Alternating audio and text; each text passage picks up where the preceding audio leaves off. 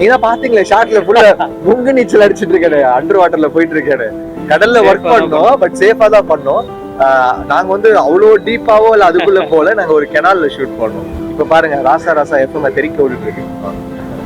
First படம் darling பேய் படம் பண்ணேன், அதுக்கப்புறம் இப்பதான் பேய் படம் பண்றேன். இது ரொம்ப கஷ்டமான படம் ஷூட் பண்றதுக்கு. ஏன்னா ஃபுல் படம் நம்ம கடல்ல தான் வச்சு ஷூட் பண்றோம். அதை வந்து பிளேஸ் பண்ணி இது எல்லாத்தையும் கிரியேட் பண்ணி இந்த வேர்ல்டு கிரியேட் பண்றதே எங்களுக்கு ஒரு வருஷம் 3 மாசம் ஆச்சு. இதை நாங்க வந்து ரெடி பண்ணி எடுத்துட்டு வர்றதுக்கு.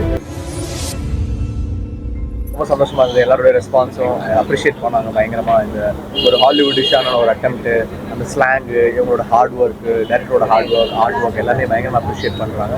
ஐம் ரியலி தேங்க்ஃபுல் இந்த ரெஸ்பான்ஸுக்கு. ஏன்னா எங்களோட ஃபர்ஸ்ட் ப்ரொடக்ஷன் கிங்ஸ்டன் வந்து ஒரு ரொம்ப ஆம்பிஷியஸான ஃபிலிம்.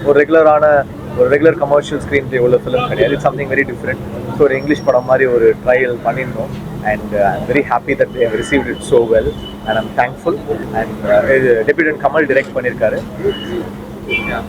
பிரசன்ட் மீடியா எல்லாருக்கும் ரொம்ப தேங்க்ஸ். ஸோ கிங்ஸ்டன் ஃபர்ஸ்ட் படமாக பண்ணதுக்கு நான் ரொம்ப லக்கியாக இருக்கேன்.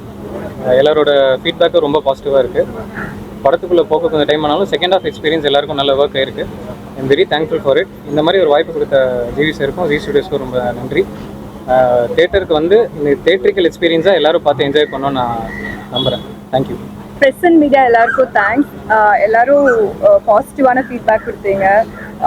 பயங்கர பாசிட்டிவாக ஃபீல் பண்ணுறோம் நாங்கள் எல்லாம். We are very grateful.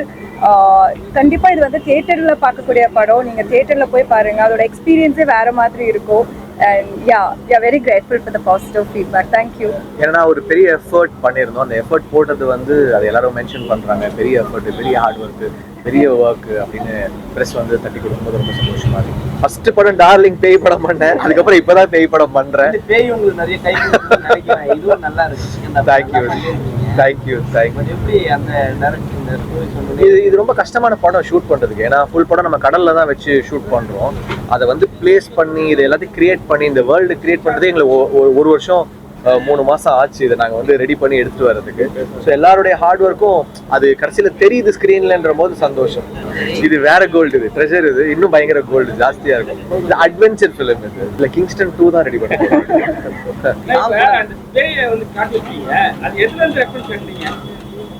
அதான் இது பேய் வந்து ரெஃபரன்ஸாக நம்ம என்ன எடுத்தோம்னா, ஒரு கடலுக்குள்ள ஒரு ஒரு ஆள், கடல் அரக்கன் தான். அது ஒரு பாடி வந்து உப்பு தண்ணியிலே இருந்தால் என்ன ஆகுங்கிற ஒரு ஐடியா ஒன்று பண்ணியிருந்தோம். அது ஃப்ளஷ் எல்லாம் இருக்கும், ஸ்கின்னு மட்டும் பீல் ஆஃப் ஆகிடும்.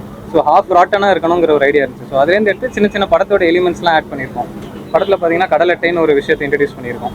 ஸோ அது கொஞ்சம் அங்கங்கே வரும், போன்ஸ் கொஞ்சம் தெரியும். ஸோ அந்த மாதிரி இந்த லேண்ட்ஸ்கேப்பில் ஒரு ஹாஃப் ராட்டன் கிரீச்சர் இருந்தால் எப்படி இருக்குங்கிறது தான் டிசைன்.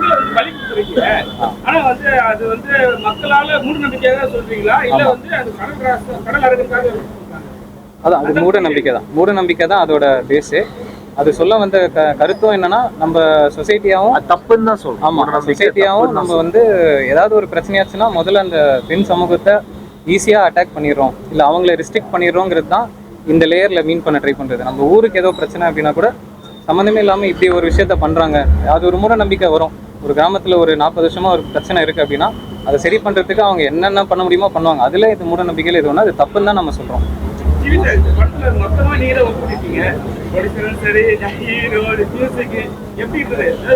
ரொம்ப கஷ்டமா இருந்துச்சு. ஏன்னா இந்த படம் இப்போ ஒரு நாள் ஷூட் பண்ணணும்னா நம்ம கடல்ல பர்மிஷன் வாங்கணும், 3 போட் எடுத்துட்டு வரணும், 3 போட் வச்சு ஷூட் பண்ணணும். ஒரு போட்ல சீன் நடக்கும், ஒரு போட்ல கேமரா, ஒரு போட்ல லைட்டிங்கு.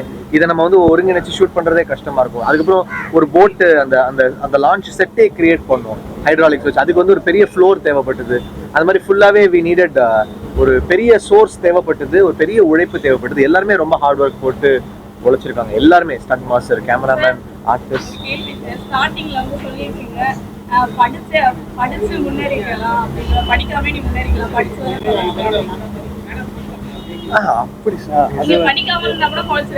அதான் அது வந்து என்னன்னா, இப்போ இந்த ஊர்ல இருக்கிறவங்களோட வாழ்வியல் என்ன நம்ம காட்டுறோம். ஸோ அவங்களுக்கு வந்து ஒரு எப்படி சொல்ற, ஒரு எந்த ரிசோர்ஸும் இல்லாத ஒரு கிராமத்தில் இருக்கிறவங்க தான் இவங்க.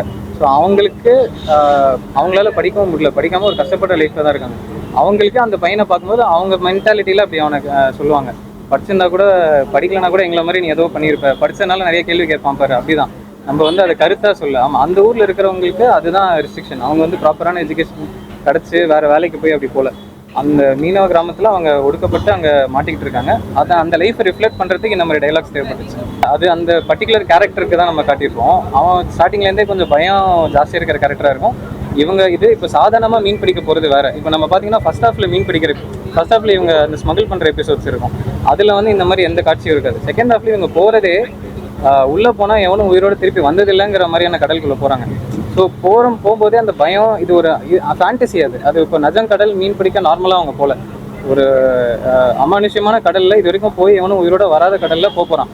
ஹீரோ அந்த முடிவு எடுத்துகிட்டு போகிறாரு. இவர் கூட இருக்கிறவர் அங்கே போனால் எப்படா வர முடியும், எனக்கு பயமாக இருக்குது அப்படின்றான். ஸோ அவன் பயத்துக்காக அதை எடுத்துகிட்டு போகிறானே தவிர அந்த எக்ஸ்ட்ரீம் ஃபியர், எக்ஸ்ட்ரீம் சுச்சுவேஷனுக்கு அவன் அப்படி பண்ணுறாங்கிறது தான். கடல்ல ஒர்க் பண்ணோம், பட் சேஃபா தான் பண்ணோம். நாங்க வந்து அவ்வளோ டீப்பாவோ இல்லை அதுக்குள்ள போல நாங்க ஒரு கெனால்ல ஷூட் பண்ணோம். இது ஒரு பேரலல், அதாவது நம்ம ஒரு ஃபேண்டசி கதையை தான் சொல்லியிருக்கோம்.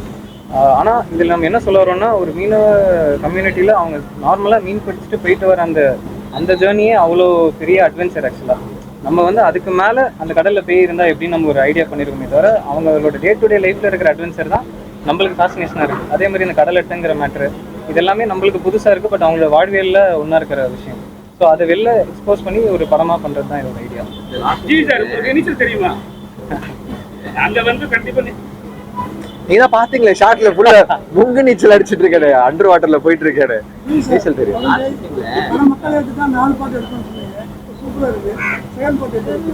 கண்டிப்பா இந்த இயர் எண்ட் ஸ்டார்ட் பண்ணிடுவோம், அக்டோபர்ல ஸ்டார்ட் பண்ணிடுவோம். சமீபத்துல 2 மாசமா பாத்தீங்கன்னா ரத்த வாடை உள்ள படங்கள் வரல. உங்க படத்துல ஒரு சில காட்சிகள் ரத்த வாடை அடிக்குது.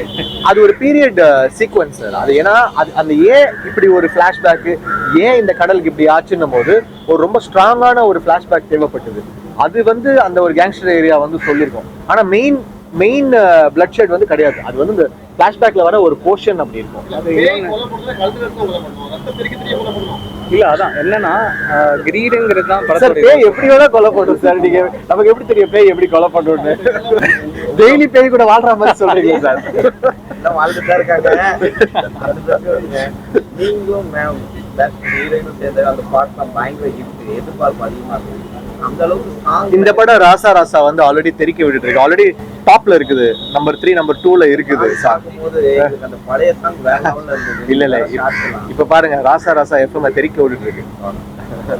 ஒரு சீன் பாத்தீங்கன்னா ஒரு திகில் சார். இல்ல உட்கார்ந்த பல பேருக்கு வந்து பயத்தை போட்டுச்சு. உண்மையிலே வந்து ஹார்ட் பேஷண்ட்லாம் கொஞ்சம் மிரண்டுவாங்கன்னு நினைக்கிறேன். அந்த சீன் வந்து உண்மையிலே கற்பனோட எல்லாரும் நினைக்கிறேன். பயத்தை போட்டு நிறைய பேர் மிரண்டாங்க. ஆமா ஆமா, அது அந்த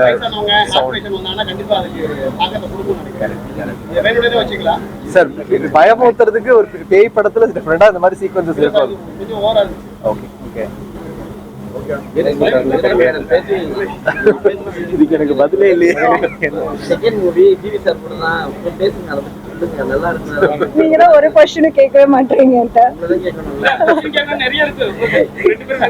இல்ல இல்ல, படத்தை பத்தி கேக்குறது. நீங்க கடல்ல போயிருக்கீங்க? இந்த ஷூட்க்கு போனோம். நம்ம வாமிட் வந்தோம். ஆமா, அந்த நமக்கு தண்ணியோட இதே இருக்குல்ல, உங்களுக்கு எப்படி இருக்கு கடல்? ஃபர்ஸ்ட் டைம், அதனால பயங்கரமா இருந்தது, கஷ்டமாவும் இருந்தது, நல்லாவும் இருந்தது. மற்றபடி எல்லாமே செட்டில் போட்டதுனால அந்த ஹைட்ராலிக்ஸ் யூஸ் பண்ணும்போதும் அதுவுமே ஃபுல் ஷேக்கிங்காகவே இருக்கும் ஃபுல்லாக. அதனால ஒரு டிஃப்ரெண்ட்டான எக்ஸ்பீரியன்ஸாக இருந்தது. அண்ட் இதில் லுக்காகவே 2 பேருக்குமே வேறு மாதிரி இருக்கும், பேச்சுலருக்கும் இதுக்கும். ஸோ அதெல்லாம் உங்களுக்கு பிடிச்சிருக்கும்னு நினைக்கிறேன். இதில் ராசா ராசா எனக்கு ரொம்ப பிடிச்சிருந்தது. தேங்க்யூ. Okay, thank you.